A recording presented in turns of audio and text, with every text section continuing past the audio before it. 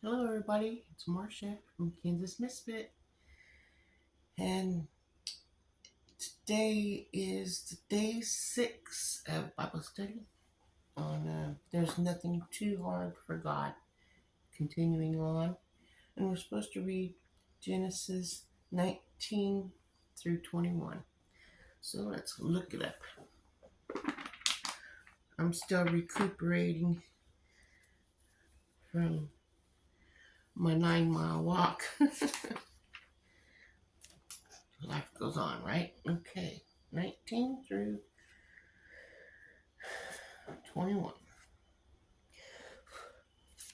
I want to keep my Bible clean. It's brand new. Okay. Sodom and Gomorrah destroyed.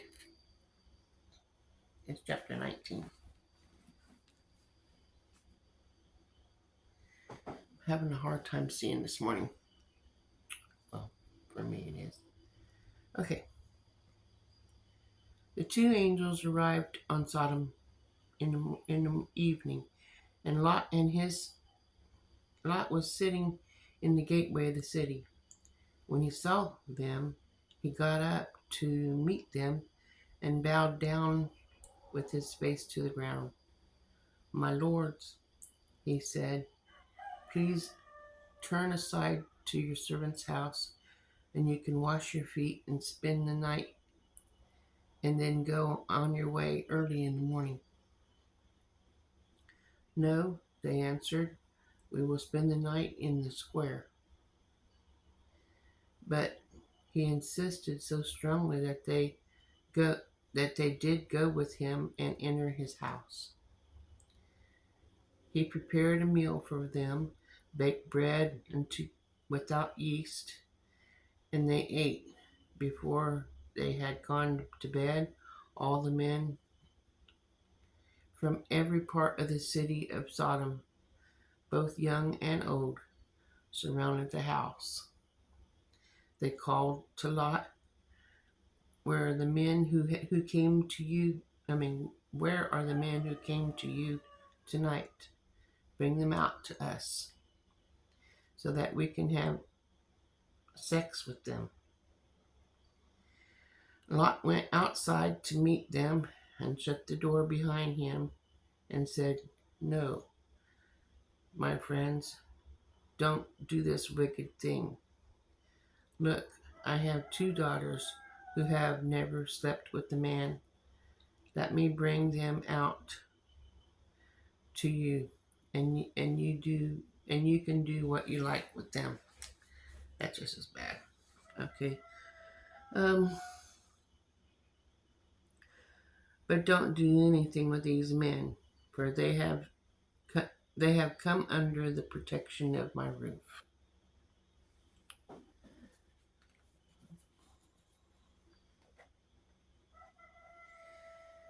"Get out of our way," they replied. They came this fellow came here as a foreigner, and now he wants to play the judge. We'll treat you worse than them. They kept bringing pressure on Lot and moved forward to break down the door. But the men inside reached out and pulled Lot back into the house and shut the door. Then they struck the men who were at the door of the house, young and old, with blindness, so that they could not find the door. The 2 men said to Lot, "Do you have anyone else here? Son-in-laws, sons or daughters, or anyone else in the city who belongs to you? Get them out of here, because we are going to destroy this place." The outcry of the Lord against its people, it is great, that he has sent us to destroy it. So Lot went out and spoke to his son-in-laws, who were pledged to marry his daughters. He said, "Hurry and get out of this place." because the Lord is about to destroy it and destroy the city. But his son-in-laws thought he was joking. When the coming of dawn, the angels urged Lot, saying, "Hurry, take your wife and your 2 daughters who are here, or you will be swept away when the city is punished." When he hesitated, he grasped his hand and the hand of his wife and his 2 daughters and led them safely out of the city, for the Lord was merciful to them. As soon as they had brought them out, one of them said, "Flee for your lives. Don't look back, and don't stop anywhere in the plains. Flee to the mountains, or you will be swept away." But Lot said to them, "No, my lords, please. Your servant has found favor in your eyes, and you have shown great kindness to your sparing my life. But I can't flee to the mountains. This disaster will overtake me, and I will die. Look, there is a town near enough to run to. It is small. Let me flee to it. Is it very small? It is very small, isn't it? Then my life will be spared." He said to him, "Very well, I will grant this request to two. I will not overthrow the town you speak of, but flee there quickly, because I cannot do anything until you reach it." That is why the town was called Zor. By the time Lot reached Zor, the sun had risen over the land. Then the Lord rained down during sulfur on Sodom and Gomorrah, rained down sulfur on Sodom and Gomorrah, and the Lord out of the heavens. He overthrew those cities and the entire plain, destroying all the living in the cities and also the vegetation in the land.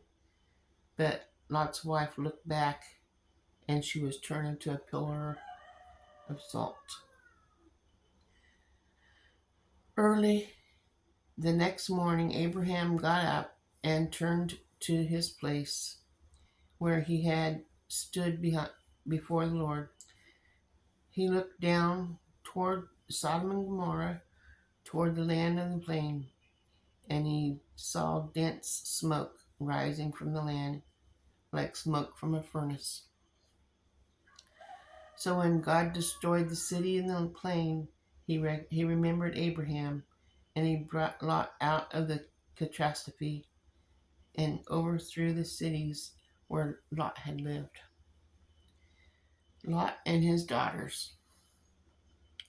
Lot and his 2 daughters left Zor and settled in the mountains, for he was afraid to stay in Zor. He and his daughters lived in a cave. One day the older daughter said to the younger, "Our father is old, and there is no man around to give us children. As in the custom of the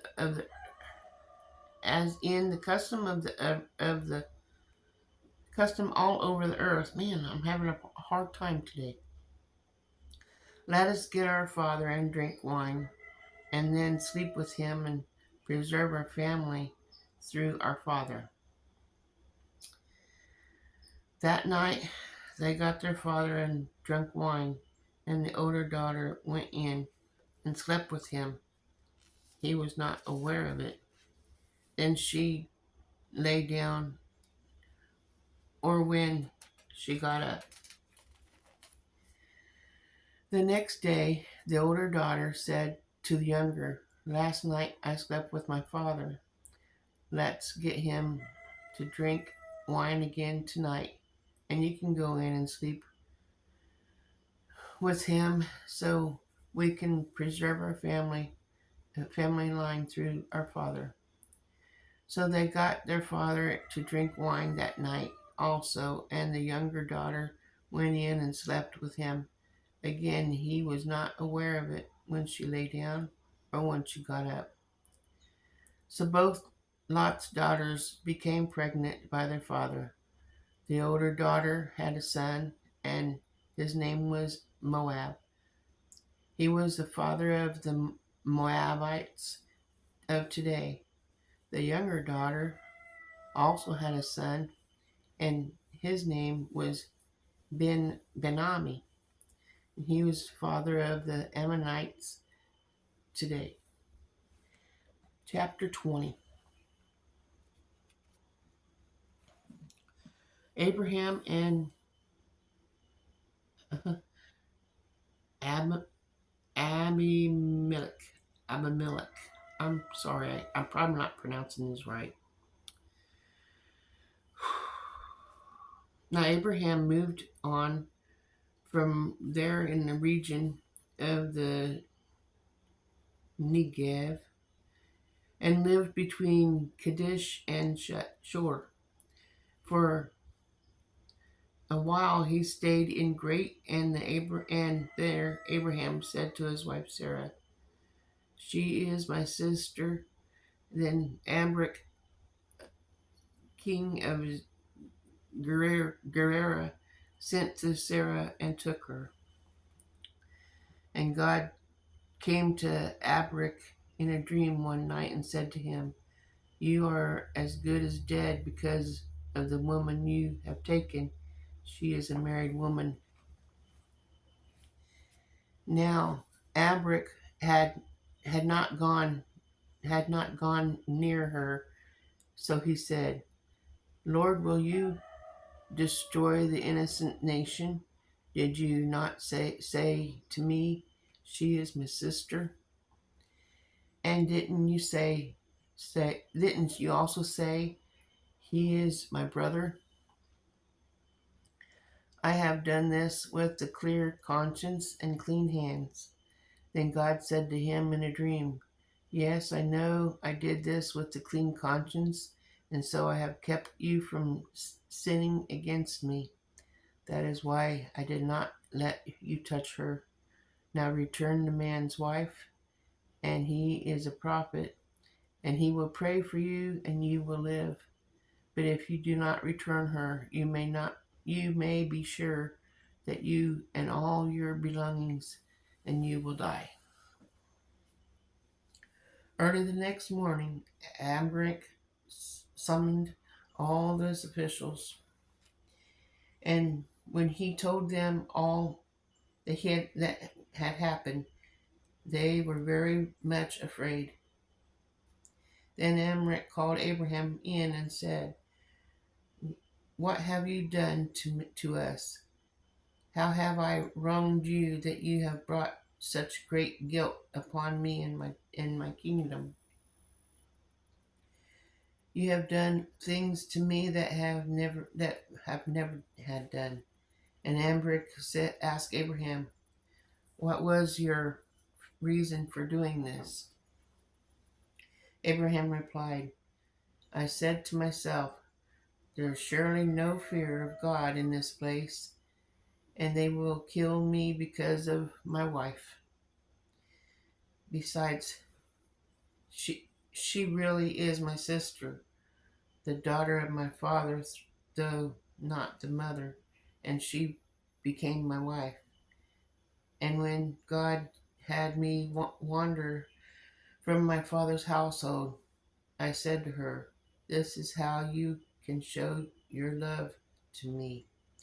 Everywhere we go, say to me, he is my brother.'"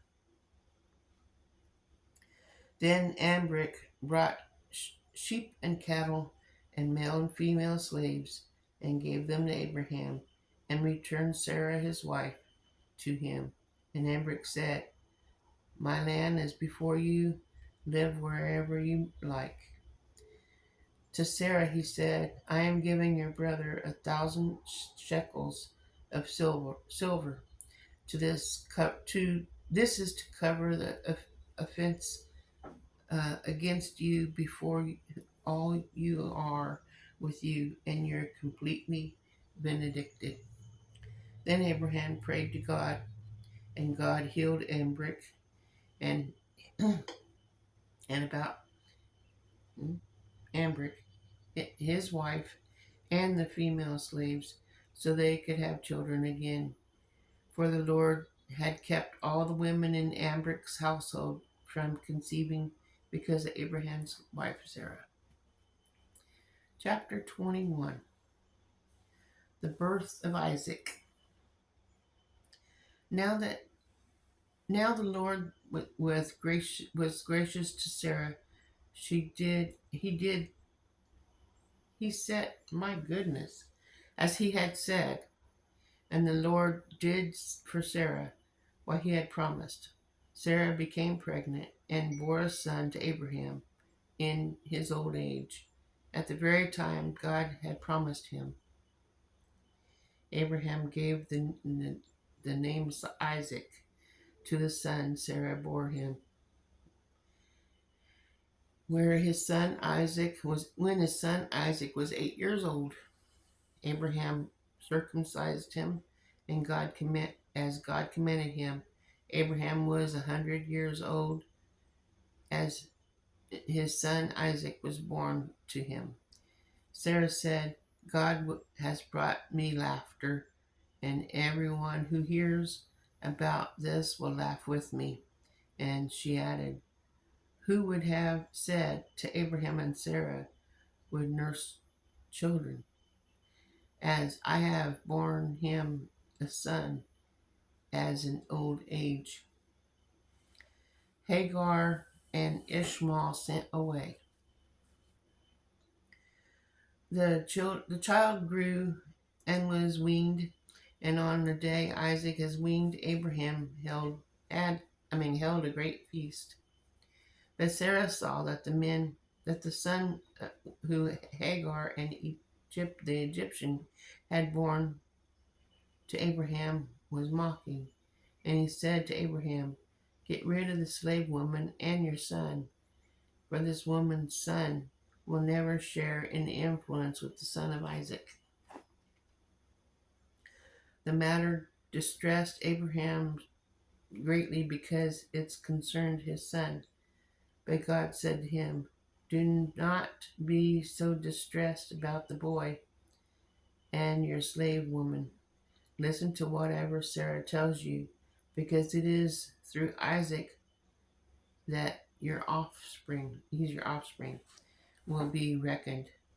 I will make this son of the slave into a nation also, because he is your offspring. Early the next morning, Abraham took some food and a skin of water and gave them to Hagar. He set him on his shoulders and then sent her off with the boy. She went on her way and wandered in the desert in Beersheba.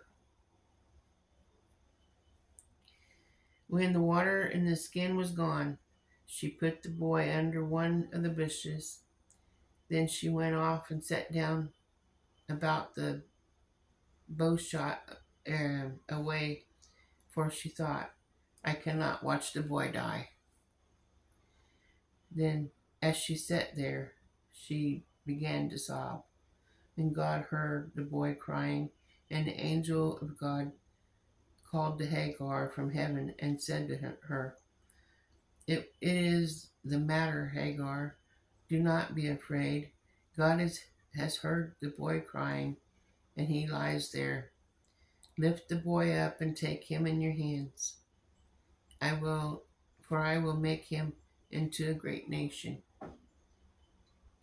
Then God opened her eyes, and she saw the well of water. So she went and filled the skin with water and gave the boy a drink. God was with the boy, and as he grew up, he lived in the desert to become an archer. While he was living in the desert of Paran, his mother got a, a wife for him from Egypt. The Treaty of Beersheba. At the time, Ambric and Philco, the commander of his forces, said to Abraham, God is with you in everything you do. Now swear to me here before God that you will not deal falsely with me or my children or my descendants. Show to me and the country where you now reside as a foreigner the same kindness I have shown to you. Abraham said, I swear it. Then Abraham complained to Ambric about a well of water that Ambric's servants had seized. But Ambric said, I do not know who done this. You did not tell me, and I heard about it only today. So Abraham brought sheep and gave them to Ambric, and the two men had made a treaty. Abraham sent apart 7 ewe lambs from the flock, and Ambric again asked Abraham, "What is the meaning of these 7 ewe lambs you have set apart from themselves?" He replied, "Accept these 7 lambs from my hand as a witness that I dug this well." So that place was called Beersheba, because the 2 men swore an oath on it. After the treaty had been made in Beersheba, Ambric and Philco, the commander of his forces, returned to the land of the Philistines. Abraham planned to Tamashk tree in Beersheba, and there he called on the name of the Lord, the eternal God. And Abraham stayed in the land of the Philistines for a long time. Now, tomorrow there won't be any Bible reading, even though it's Bible study. Tomorrow is the day we're supposed to catch up on all the reading that we missed. Well, I read everything that it says to read. And so tomorrow, I'm just going to go through this book here that I started and answer the questions in the book. And that's going to be it for tomorrow. So it might be a short one, it might be a long one, I don't know. I might do it and then just read it tomorrow. I have no idea, but we'll figure that out tomorrow. I hope you have a wonderful day today. I hope I'm feeling better than what I have been, because I'm kind of sore. But all things heals, right? It takes time, but it will heal. And I just wanted to thank you for being here with me in enjoying the Bible reading and learning, I guess, things from the past, because it happened many, many years ago. Thank you for being here. I appreciate each and every one of you. And I will see you tomorrow. Have a wonderful day. Remember, God loves you, and so do I. Ta-ta for now.